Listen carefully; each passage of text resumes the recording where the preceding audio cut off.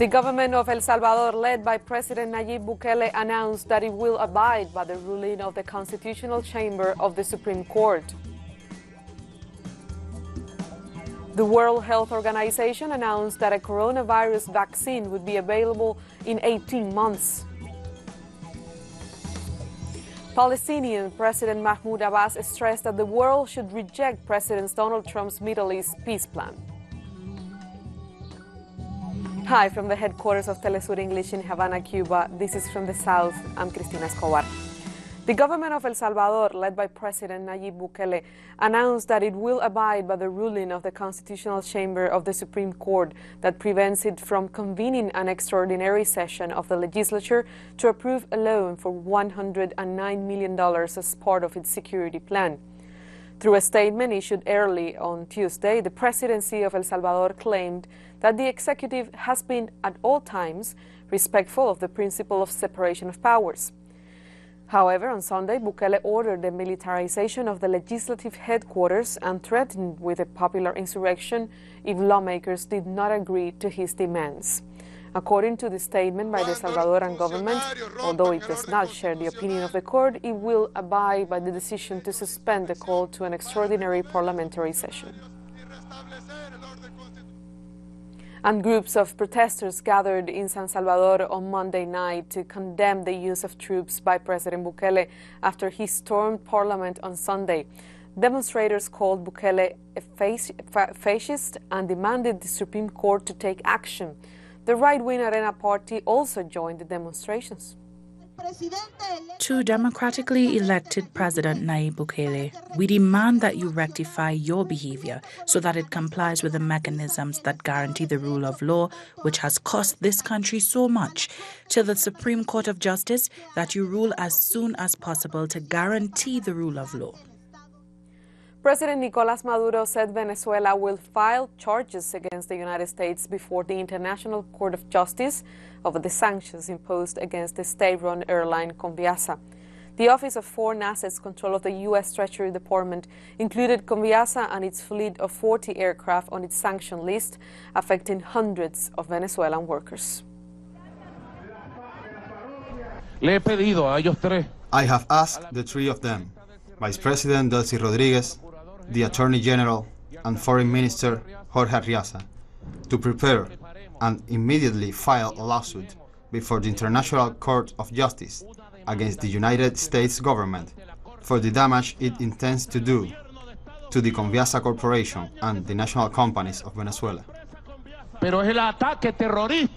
is a terrorist attack by the right wing, ordered by Donald Trump and Iván Duque, and by the betrayer of the homeland, Juan Guaidó, against Venezuela's public services.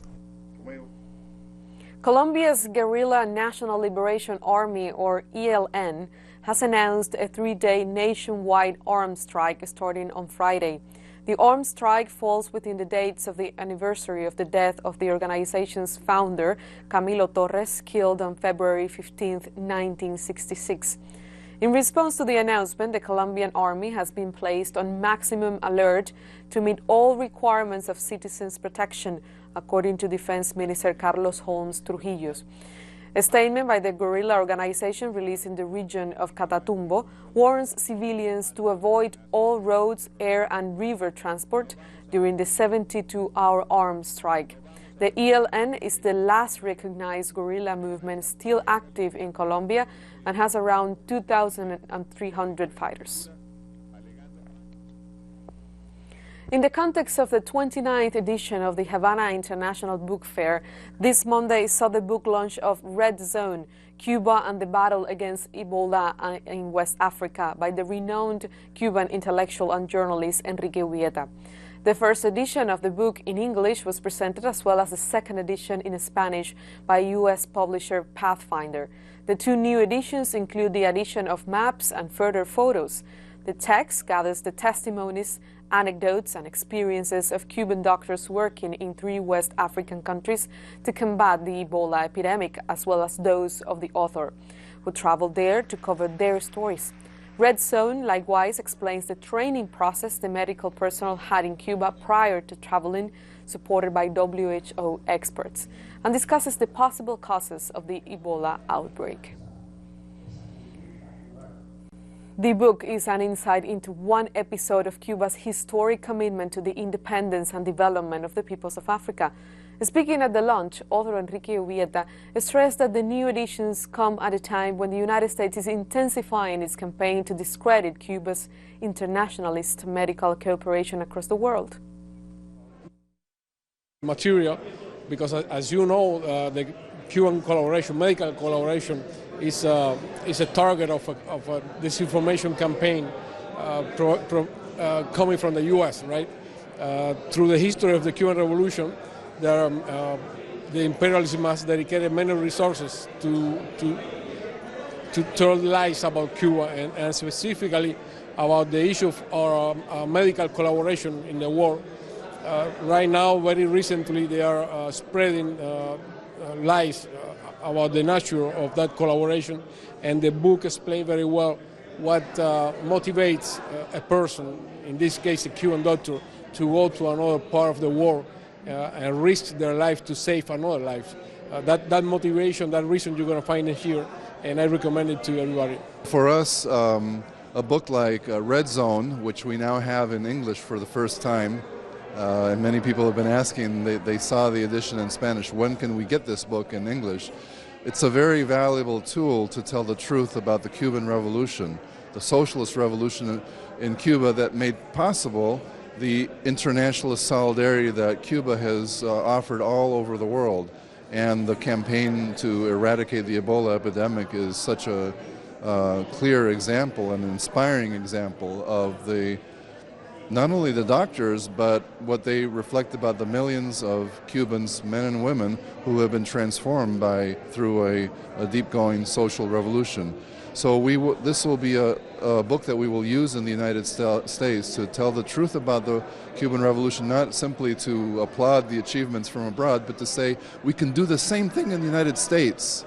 We need to make a revolution in the United States by working people to put an end to the system that creates a situation where, in the case of healthcare, the costs of medical costs keep going up for working class families, and many have no access at all.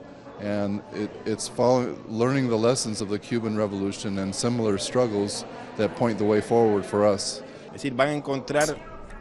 Readers will discover the context. They will find reflections on all the aspects that influenced the mission. And above all, they will discover unassuming people who, when they removed that special suit that they had to wear to enter the Red Zone, were people who made jokes, who didn't appear to be brave, courageous people that they later proved to be. Coming up, we reflect on the legacy of Nelson Mandela. Don't go away.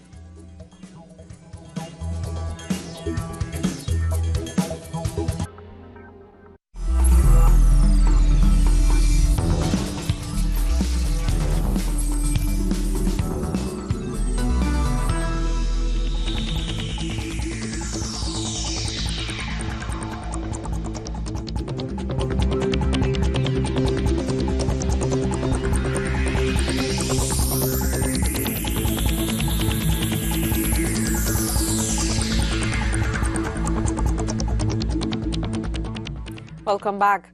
The World Health Organization announced on Tuesday that a coronavirus vaccine will take at least 18 months, as Director General Tedros Adhanom warned current defenses will have to be used against the disease.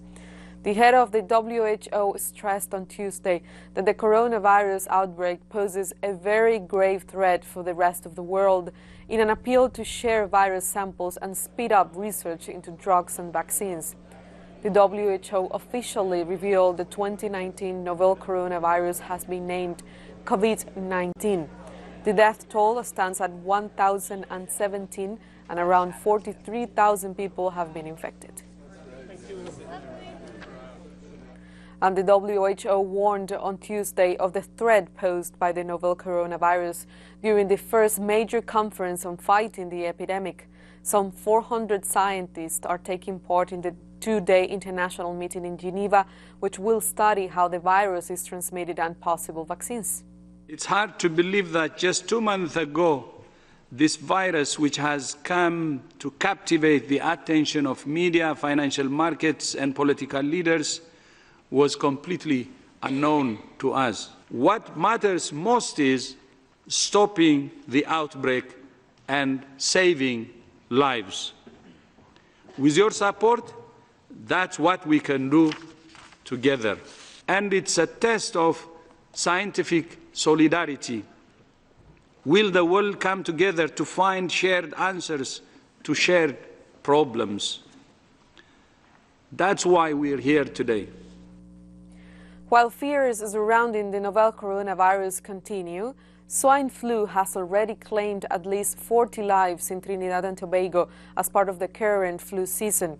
The Ministry of Health reported that the number of suspected cases in 2020 stands at 158, while a total of more than 87 people have been vaccinated. The influenza virus is serious and more severe than the common cold. The flu vaccine is available at no cost at all health centers in the country.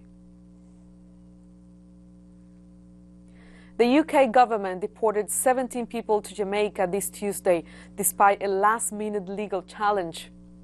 On Monday night, an emergency ruling by the Court of Appeal restricted the removal of any of the 56 men and women due to be deported who had not had access to legal advice. The ruling stopped 25 people from being deported. The detainees were prevented from contacting their lawyers due to problems with the O2 phone network at their detention centers. Many of the individuals scheduled to be deported have been living in the UK since they were children, reigniting protests around the Windrush scandal. Democrats voted Tuesday in a high-stakes primary in New Hampshire as Bernie Sanders and Pete Buttigieg fought for pole position in the race for who faces President Donald Trump in November's election. A week after the Democrat race began in a chaotic fashion, the contest has moved on to New Hampshire. Results from the first Democratic caucus last week in Iowa were delayed due to technical glitches. Nominees aim to secure the votes of as many delegates as possible across all states in order to be confirmed as the Democratic Party candidate. New Hampshire always hosts the nation's first primary, and it could narrow the current Democratic slate of 11 candidates. And we have a report from Jorge Gestoso on the case of 24 U.S. Marines who were discharged over charges of human smuggling and drug-related offenses dating back to July 2019. Let's listen. Thank you. 24 U.S. Marines has been expelled for trafficking with undocumented immigrants and narcotics in the border with Mexico. The Marines charged $8,000 for bringing each immigrant to Los Angeles. One of the Marines is serving an 18-month sentence before being expelled and will face a military court. The investigation started on last July when the police showed up at one of their barracks and arrested several of them. 4 members of the Venezuelan Embassy Protection Collective faced prosecution on Tuesday in Washington, D.C.'s federal court for interfering with the protective functions of the U.S. Department of State. In April 2019, the democratically elected president of Venezuela, Nicolás Maduro, recalled his diplomatic staff from the Venezuelan embassy in Washington, D.C. 4 members of the Embassy Protection Collective occupied the embassy until a protective power agreement would come into play. That legal action prevented U.S.-backed anti-Maduro forces from taking over the embassy. On May 16, 2019, the 4 embassy protectors were arrested, while the Trump administration is arguing that their refusal to leave the premises interfere with the government's ability to protect the embassy. The trial began on Tuesday and could last approximately 1 week. We're taking one last break, but stay with us.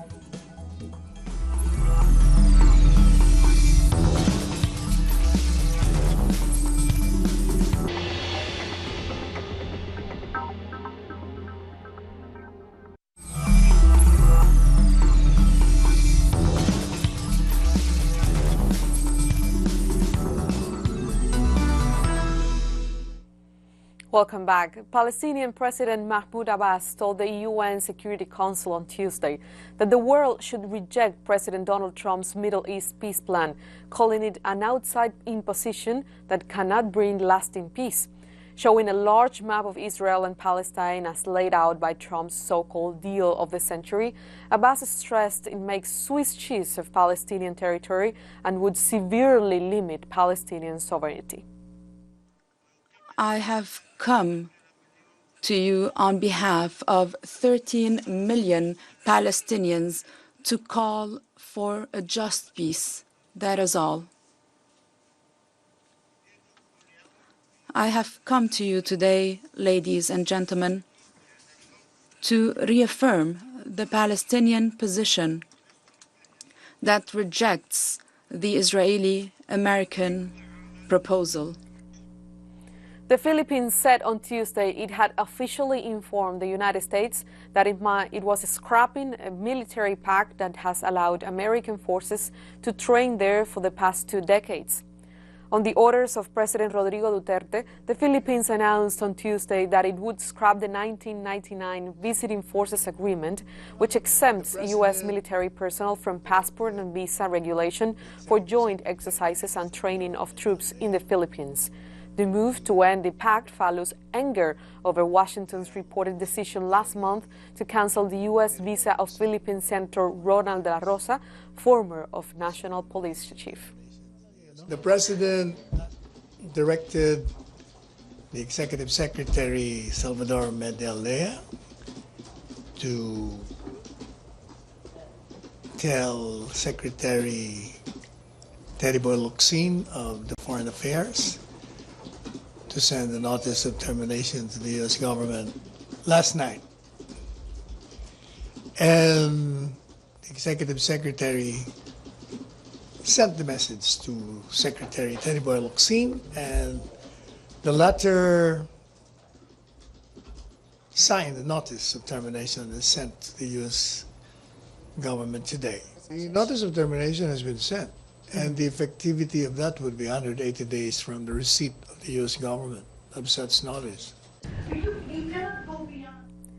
Thousands of Iranians are taking part in mass gatherings to mark the 41st anniversary of the 1979 Islamic Revolution. Rallies have taken place in more than 5,000 locations across the country. President Hassan Rouhani told crowds gathered in Tehran's Freedom Square that the revolution remains strong and that attempts by the U.S. and Israeli governments to destroy it will fail. This year's rallies coincided with the commemorations to mark the 40th since the death of top General Qasem Soleimani, who was assassinated in a U.S. drone strike in Baghdad in early January. America can't do a damn thing through the sanctions. Even if we die from poverty and hunger, we will not compromise with America. No way. I'm telling this to officials, foreigners, and America. Syrian government forces established full control over a highway in northwest Syria on Tuesday for the first time since 2012, as talks ended between Turkey and Russia on stopping the clashes that have killed 13 Turkish soldiers in a week.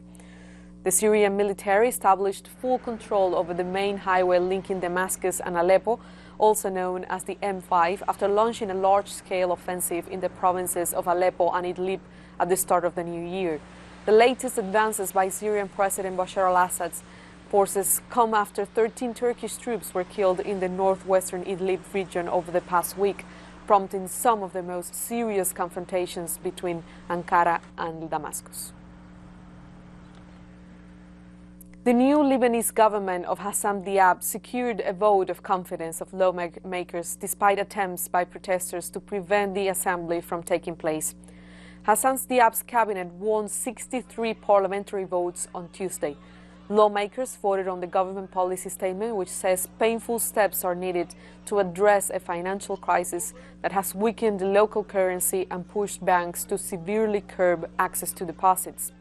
Demonstrators attempted to prevent lawmakers from reaching the parliament by blocking roads, while security forces fired tear gas and water cannons at protesters in Beirut. African heads of state gathered on Sunday at the headquarters of the African Union for its 33rd summit. The meeting focused on how the African Union can play a more prominent role in resolving the conflicts proliferating across the continent. Thank you and greetings from Cairo, to you and to all those who join us on Telesur. The 33rd Summit of the African Union ended on Monday in Addis Ababa, Ethiopia's capital, with the agreement to establish a 2020 agenda priority, the resolution of conflicts that prevent the sustainable development of the African continent, starting with the crisis in Libya, the most international of all.